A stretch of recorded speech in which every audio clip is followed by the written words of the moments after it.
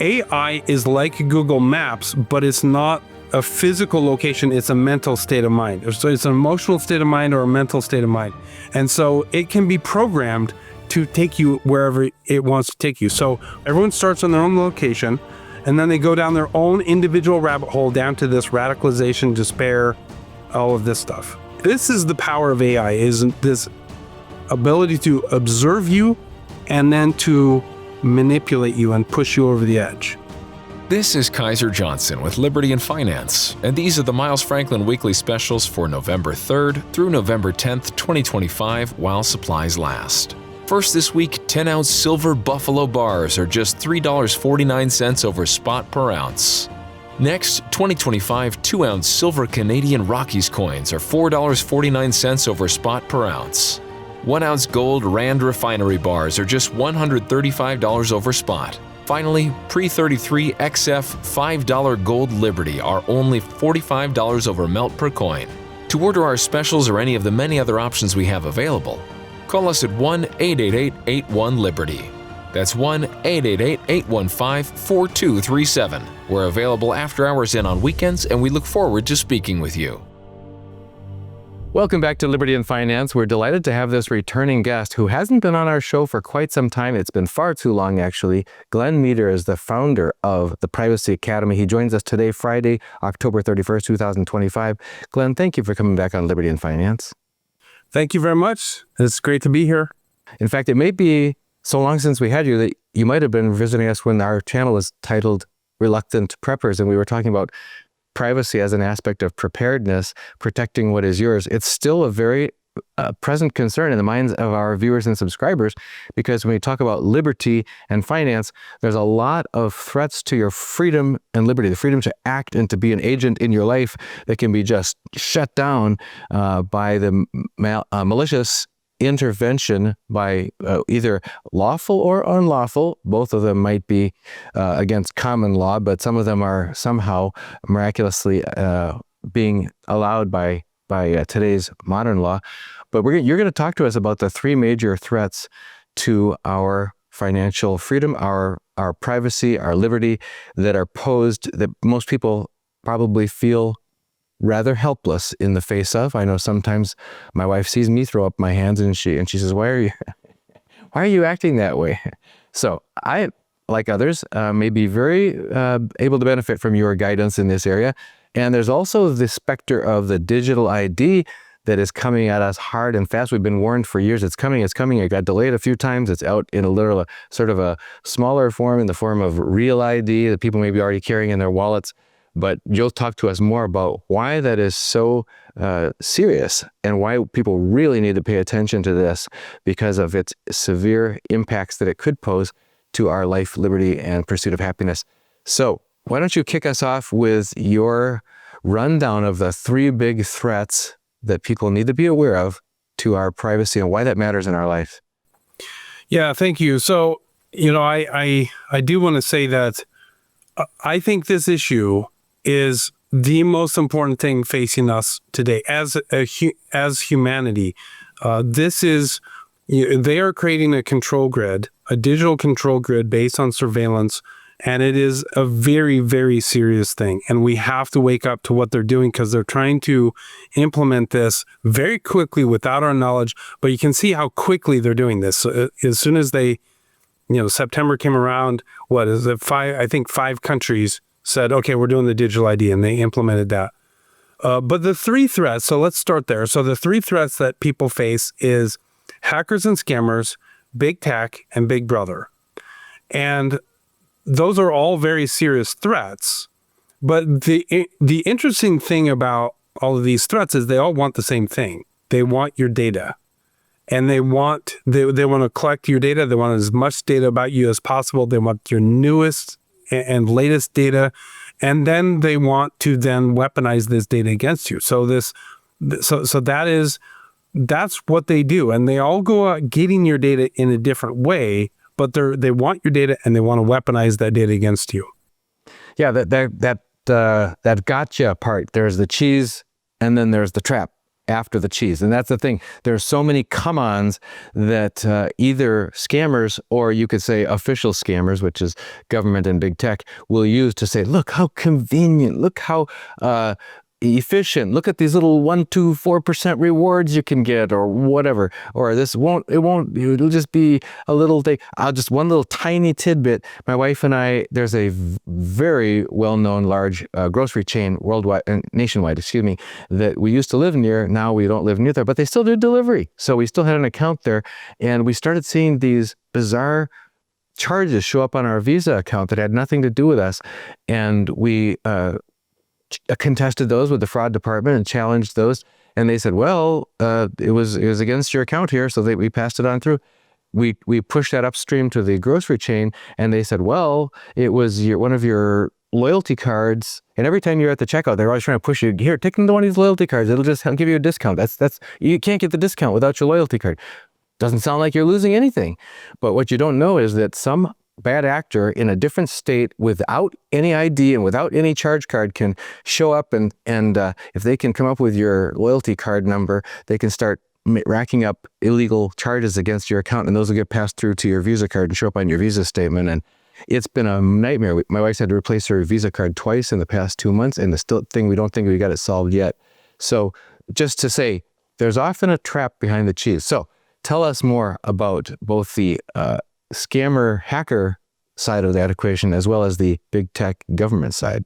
Yeah, so I would have you look at it this way, that they're all three dangerous. So hackers, scammers, big tech, and big brother, they're all three dangerous. I would say the most immediate threat is hackers and scammers. Hackers and scammers are very, very sophisticated now, and they're very dangerous, and they're being superpowered with AI now. So that's its own thing, and that's very serious. The more existential threat, though, is Big Brother. And Big Brother, this is really the worrying part, because we can see that there is a globally coordinated, highly sophisticated effort to put this control grid in place. It's based on surveillance, but they want to do the digital ID, and they're doing, we can see in the States, we can see these online child safety laws, which, by the way, have nothing to do with protecting your kids from online porn or anything like that. They don't care about that. It's all about getting a digital ID that follows you around on the internet and eliminates all forms of privacy. It'll be total surveillance is what they want to do. And so we can see what happens with this with Texas. So Texas passed this Online Child Safety Act, and they made the excuse of, okay, it's to protect kids against porn. And then very quickly after that, it's, okay, now you need to use your online digital ID, or you need to prove your identity to download any apps from the App Store. And in Australia, they're doing this where you have to prove your identity to use a search engine. And in the UK, they're doing you have to scan your face to use Discord or anything like that. This is where they're going. They want to eliminate your ability to be private online, your ability to be anonymous online. They want to know every single thing that you do. And that is a very... That is, and then you can look at the reason why they're doing that. One of the reasons is they want to crush freedom of speech. And this is the way that they're going to crush freedom of speech. One of the things that you just outlined is this creeping erosion of the presumption of God-given, natural, intrinsic, unalienable rights, that privacy is one of those things that's inherent in being a person, is you don't have to be telling your warden all the time what it is you're thinking or what you're doing or where you're going or taking action, because you're a free person. And then all of a sudden it's like, well, if you don't have anything to hide, why would you want to do that? Because we're just trying to catch the bad guys to help you out here. But it suddenly flips from innocent until proven guilty to guilty and being surveilled, basically under house arrest until, well, never mind, just forever. So can you talk about that creeping and then sudden inversion of where it seems like we're not losing our freedom, we're not losing our freedom. Oh, we just lost it. Where this seems to happen all of a sudden. Yeah. So I think we should go back to COVID.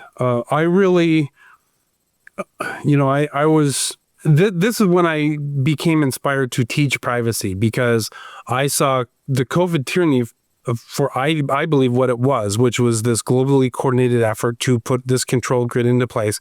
That was their first trial run. And if you look at it, really the thing that stopped COVID during that period is exactly what you're talking about. It's the red states where we believe, it was accepted. This total control grid was accepted everywhere around the world. In the blue states, all of that, it stopped in the red states. And why did it stop? Because we believe that our rights come from God, and that the state doesn't have the authority to infringe upon those rights.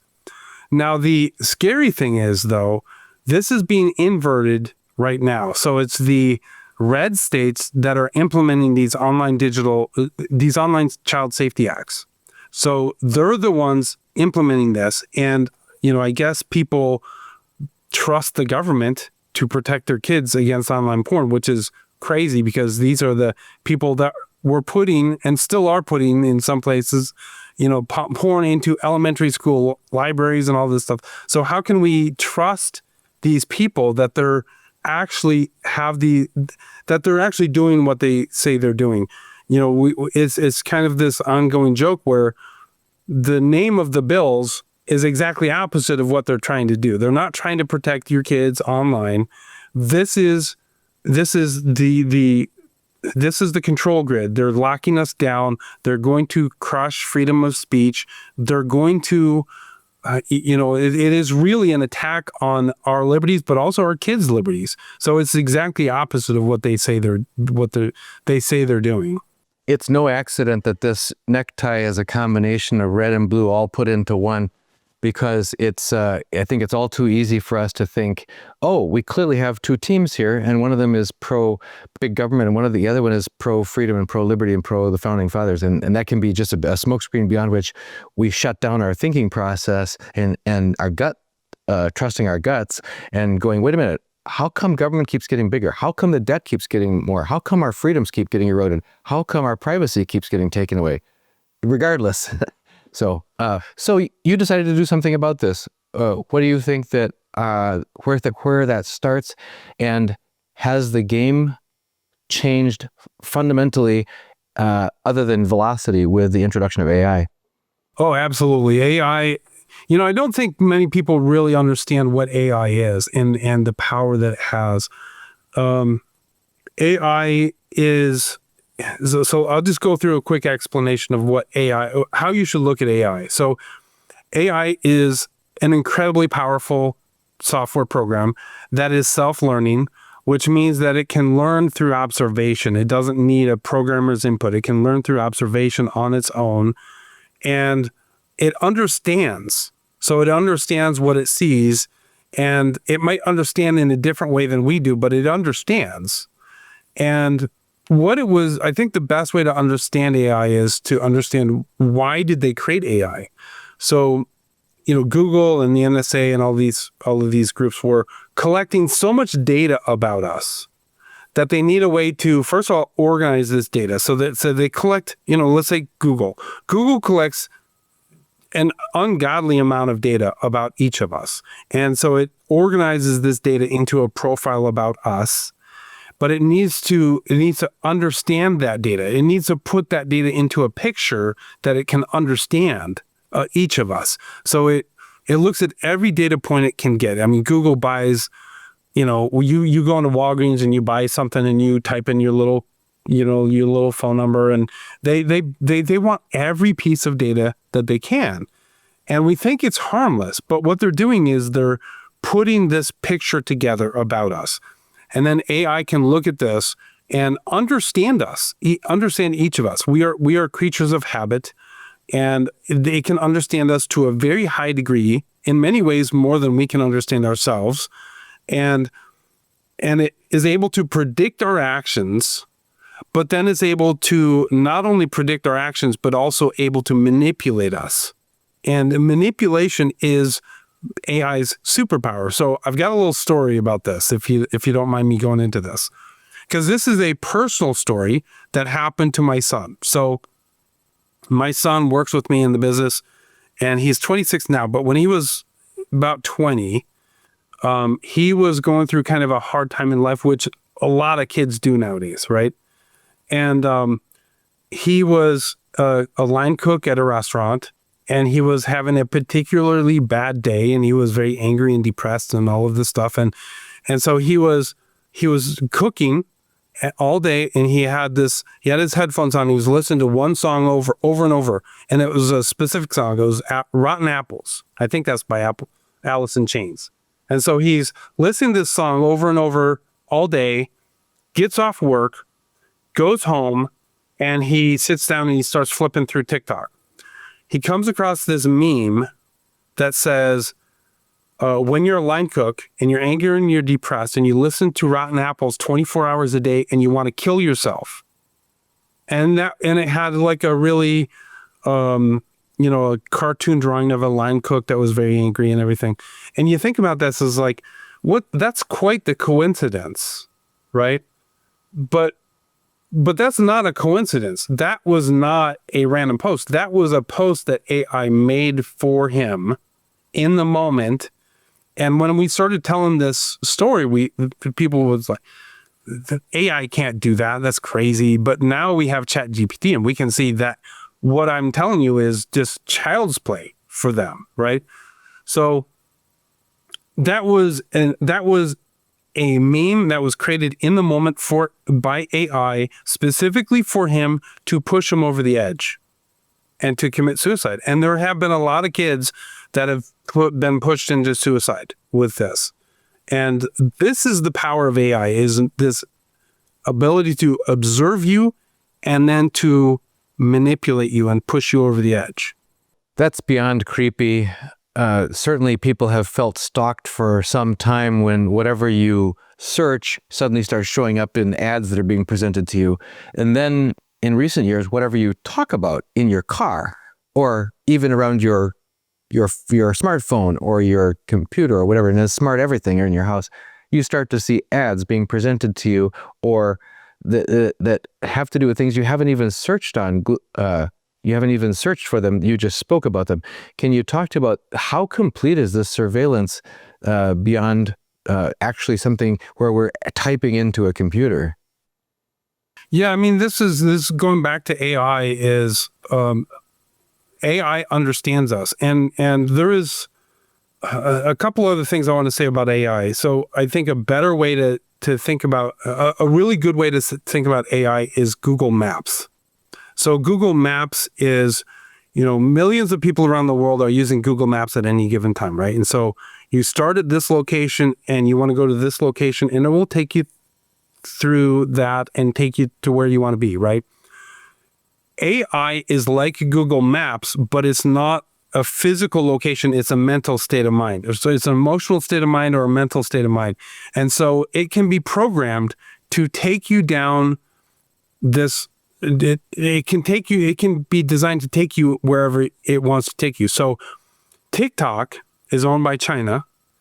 And so I believe the communist government has said, okay, the AI in TikTok needs to destabilize the teens in the West. And so I think what they're doing is they're using TikTok to destabilize teens and to bring them down this path of despair and suicide. So everyone starts on their own location, and then they go down their own individual rabbit hole down to this radicalization, despair, all of this stuff. And so that's the best way to think about AI is Google Maps equivalent. The thing that is compounds this, you're talking about a very intentional, directed outcome. There's also the observation that's just been made that the next generation, and we were talking about this before we get started about demographics of our channel. This channel is primarily shifted towards late career stage and retirement age. It's people who have had enough life experience, who've been knocked around enough in the real world to realize they cannot trust the names of the bills coming out of Washington, as you point out. They cannot trust their elected representatives not to have conflict of interest. They cannot trust the regulatory agencies to be out for their health, their well-being, their welfare, or privacy, or freedom to travel, safety, or anything. But one of the things that the next generation has learned differently from all the previous generations are to be absorbed into a device-centric world where interactions in a virtual world replace real-world interactions, face-to-face interactions, getting dirty, going hiking, going camping, going fishing, doing things, playing sports, being out in the sunshine, the fresh air, laughing with real situations that happen, and interacting with people who really trust you one-on-one because it is a real human interaction between souls. That's already happening even without evil intent, but you add evil intent on this to guide people into despair or into destabilization, and it, as you say, it becomes a superpower of a demonic kind. So, given that observation that you're making, and that most people have no idea that they are being subject to in subtle or less subtle ways, again, what are steps that people can take and should take to counteract that so that they can retain their freedom and their privacy to the extent possible? Yeah, it's a good question, because the fact is there is no silver bullet. There's no single thing that you can do. Privacy is actually quite I don't want to say, it is kind of a complex subject. And that's really what we do at Privacy Academy, is we try to make it very simple for people to understand. We talk to everyday people about how to get private, and we talk about the steps that they need to take, but it encompasses all kinds of things. First of all, like the browser that you use, the search engine that you use a VPN, but use a good VPN. You have to use a VPN that you can trust. You have to use good methods of communication. But there's another thing now that we have to talk about, which is the computers that you use and the phones that you use, because one of the things, I don't know if many people know this, but if you're using Windows right now, they've just discontinued Windows 10, so you have to use Windows 11 now. Windows 11 has Copilot on it. Copilot is AI that is built into your computer, and it takes a screenshot of your screen every second, and then AI, and it saves that, and then AI, the AI that lives on your computer analyzes that, and it understands that, and it's learning about you. This is what the AI on your computer, on your device, is doing. It is specifically learning about you. So if you listen to the Microsoft CEO, they're saying, okay, well, we're offering this as a advanced search feature. That's not what it's about. They're doing the AI on your computer to learn about you, and they're going to then weaponize this data against you. So this comes back to, the whole plan of the digital IDs and really the CBDCs and the social credit system. The world that they're trying to create is a very dystopian one. I don't want to blackpill people, and I don't want people to think that is hopeless. It is not hopeless. We can stop the flow of data to them. There are things that we can do, I think, politically, also on a local basis, statewide basis, to stop this. I think, in my opinion, I think the federal is gone. I don't really trust the federal. I don't think we should surrender our fight for freedom to a political savior, but I think we should organize on the local level, do what we can on the local level. But the first thing is we have to get ourselves private and, get our own house in order. This is bewilderingly daunting. Most of the people that I talk to may struggle to figure out how to be able to send a photo over a text via a smartphone, or to even have a email or a printer, or use a printer or keep it working if they have one, that kind of thing. So the idea of having privacy, if it involves protecting a myriad of passwords that you have to have, and having infinitely more complex passwords. I mean, it reminds me, like, 30, 40, 50 years ago, I was so involved in restoring a classic car and souping it up and fixing on cars, that sort of thing. And then the cars started to come out with more and more electronics and more smarts built into them. And it gets to be where you can hardly even change the oil in your own car anymore because all the layers and layers of computerized complexity that have been piled on top. And now, even with a degree in computers and a lifetime of a technical career behind me, I find myself bewildered by how am I going to keep all my passwords straight and private, and even the simplest thing. The 55 plus community we live in says they just came out with a new, you can get this streaming service on your TV. Did you know that? It's paid for. It's free. You might as well get it. All you got to do is get this new device to plug in, get a new account set up on your smart device, go in and set up and log in, connect everything, get them all, make sure you know how, and then you can get this, maybe get this new streaming to work, but you lose at the cost of so much complexity. So in the face of that rampant complexity, you at Privacy Academy are trying to help people get done what can be daunting and get it done in a simpler way. Yeah, so we recognize that, and I think that's what you're saying is very true. If you look at this issue as an overarching thing and you look at all of the issues that you have to deal with, it is overwhelming. It's like that emoji with the exploding head, you can literally get overwhelmed, and I think a lot of people do get overwhelmed. So what we recommend to people that join Privacy Academy is when you join it, we will give you a plan forward, and then what we do is we break down each piece into every issue into a bite-sized piece. And so it's just, okay, now focus on this. Don't think about anything else. Don't go look at all these YouTube videos and all these other websites and you're going to get overwhelmed. Just do this. And then once you're done with that, okay, now just do this. And you can do it on your own speed, but just do each of these pieces. And then you can look back after a while and just say, oh, I've really come a long way with this. I've really taken, and you mentioned passwords. Passwords is a very important thing, but there's a really easy way to do it. And once you do that and you take it, once you change the way you do your passwords and you start doing it the right way, it's so easy. It makes your life easier once you start doing it the right way. So I encourage people not to get too stressed out about it. I think it's an important thing to do, and you just have to. Most of our audience is more elderly people, and we have like 70, 80-year-old ladies that are just really doing awesome. I mean, they're just rocking it with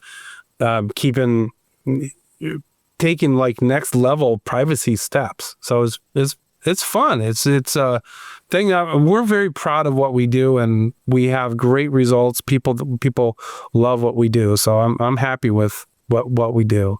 We're going to have you back on because there are so many different necks of the wood here. There's this little part of the forest and that little part of the forest, and things are changing. So some of the guidance that you give us, but at least one of the things you will be able to do is just keep giving us heads up of, hey guys, when it looks like this and it smells like this and it sounds like this is what they're not telling you. This is the quiet part, and you're going to say it out loud. We're going to have it here so that hundreds of thousands of our viewers and subscribers are going to be able to be alerted to that, get wised up, and go, yeah, I thought there might have been a catch here. So not to fall for the cheese among all this minefield of traps that are being set for us. Good. Two upcoming things. One is there will be a link in the description of this video to an upcoming webinar, a workshop that you've got coming up. I understand it's November 20th. And so tell us more about that, how people can take advantage of that. And if they go use the link that we can provide, or if they get signed up, I'll be able to participate there as well. And they'll be learning stuff and helping our channel at the same time. What are you planning for November 20th's educational event? Yeah, so it's an educational class. It'll be 1 hour, and I want to really kind of lay out the problem and why we really need to think about this. So that'll be the first little bit. But then we will go into 5 quick things that you can do right now to get private, to start the privacy journey. And these are very effective things that you can do. Then we will get into, we'll tell you how to take next steps on what you need to do. And we will then have a live Q&A session at the end. So you can ask us anything about privacy, any questions that you have. And we'll be there to answer them. That's exciting. And we'll put a link to information about the webinar in the description of this video. So folks, don't miss out on that. And frankly, if you guys haven't signed up for our free newsletter, and we don't share your email address with anyone, just go to our website, which is libertyandfinance.com, all spelled out, all one word, libertyandfinance.com. Put in your email address, click sign up, and we'll be emailing once a day every one of our interviews, including every interview with Glenn from Privacy Academy. And there's extra information in there about special events like the one that Glenn's got coming. Glenn, if people want to go directly and find out you, in addition to the link that we'll put in this video, the name of your website is? privacyacademy.com. Easy, privacyacademy.com. And folks, to sign up for the November 20th webinar on privacy and how you can reclaim it and protect yourself in the simplest explanation possible, please check out the description of this video or get on our website and put your email address in. We'll send you a confirming email. And once you confirm, you'll get one per day. You can unsubscribe anytime you want. We will not spam you with more than one per day, and we will not share your email address with anybody.